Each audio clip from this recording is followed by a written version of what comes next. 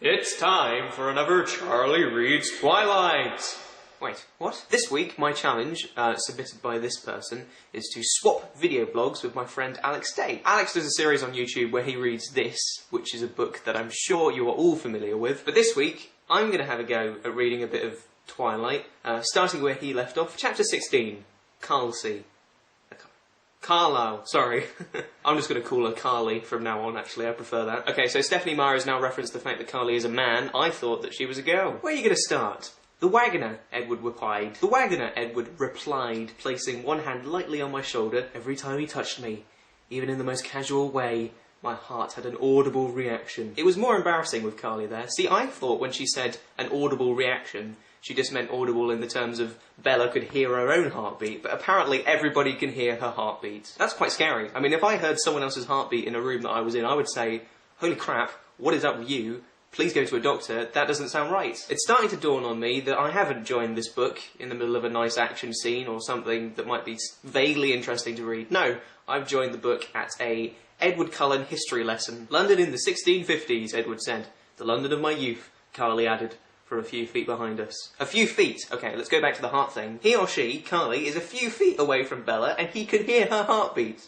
There is something wrong with Bella. Okay, so this isn't an Edward Cullen history lesson, this is a Carly history lesson. I mean, even as someone who hasn't read Twilight, I know who Edward Cullen is, and I wouldn't mind hearing his backstory. Carly, however, I don't know who she is. I don't know anything about her. Carly's backstory, she's a vampire, obviously. He studied by night, planned by day.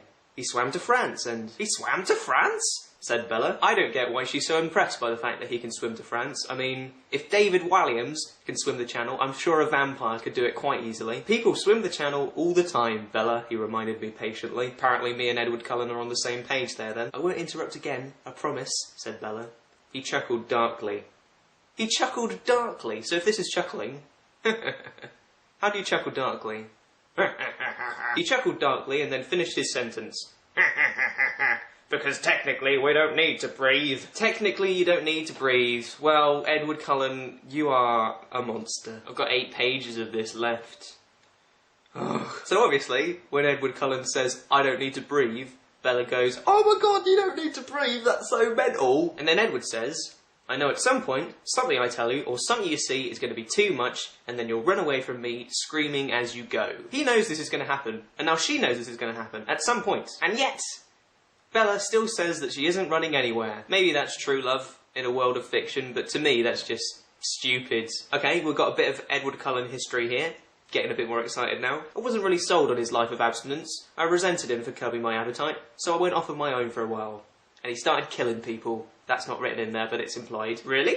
Said Bella. I was intrigued rather than frightened. Perhaps I should have been. Yes, perhaps. That doesn't repulse you? No? Well, why not? I guess it sounds reasonable. Okay, they're both mental. Well, maybe not Edward. I mean, he's a vampire. I guess he can't really help it. But Bella is insane. I think I've come to the realisation that these two do deserve each other. She's with a vampire and she's crazy. So it makes sense. And then a vampire walks in and he's like, do you want to go play baseball in a storm? And then the chapter ends. So that's the experience I've had of Twilight. I'm going to put this book down now and I'm never going to pick it up ever again. As part of me swapping video blogs with Alex this week, Alex is going to do a Challenge Alex, which you can see by clicking just there. That is the end. That is the end. That is the end. You've just had the almost imponderable joy of watching Charlie Is So Cool-like, which makes you like cool. It's time for another Challenge Charlie!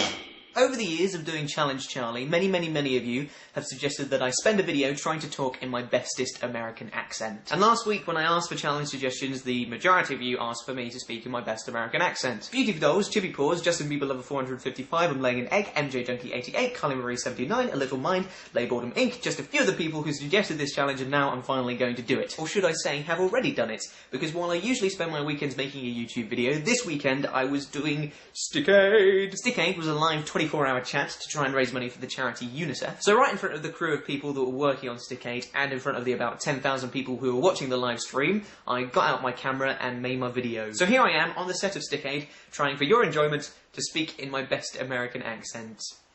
Here it is. Hello, I'm at Stickade at the moment, as you can tell from my t-shirt and the echo, and I'm looking at a live chat at the moment, and people are hopefully going to suggest things for me to say, quintessentially American things for me to say in my best American accent. I need some coffee. I need some coffee. How was that? I need a glass of water. I need a glass of water. Water. I need a cheeseburger. I need a cheeseburger. I've never made a video that's had like a laughter track before, so this is really fun for me. Oh my god. Oh my god. Squirrel. Squirrel? That doesn't sound like a word. Squirrel? Dude, these waves are gnarly. Dude, these waves are gnarly. Hey mum. Hey mom. How are you doing? How are you doing? Garage. Garage. Oh, come on, baby. Oh, come on, baby. Do you like waffles? Do you like waffles? Aluminium. Aluminum. Hey, girl. Hey. Hey, girl. Hey. Oh, man. Oh, man. Potato. Potato. Holler at yo boy. How am I doing this one? Holler at yo boy. What is this? Holler at... No, that's not happening. Schedule. Schedule. Is that right? I'm going to Disney World. I'm going to Disney World! Hey, I'm walking here. Hey, I'm walking here. Walking. Walk.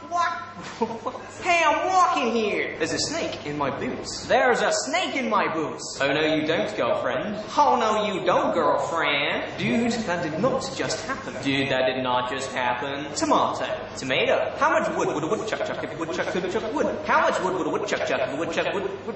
Oh no, you didn't. Oh no, you didn't. Previously on Ugly Betty. Previously on Ugly Betty. Life is like a box of chocolates. Life is like a box of chocolates. You'll come back now. You hear? Y'all come back now, you hear? Get out of the way. Get out of the way. Get out of the way. I'm just going mad now. That's all we have time for here on Charlie Is So Cool Like. I'll see you next time when I'm speaking normally.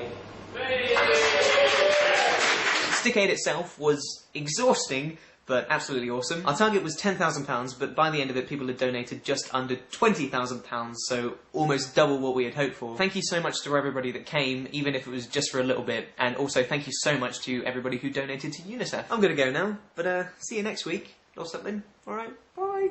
You've just had the almost imponderable joy of watching Charlie Is So Cool Like, which makes you like cool. You've just had the almost imponderable joy of watching Charlie Is So Cool Like, which makes you like cool.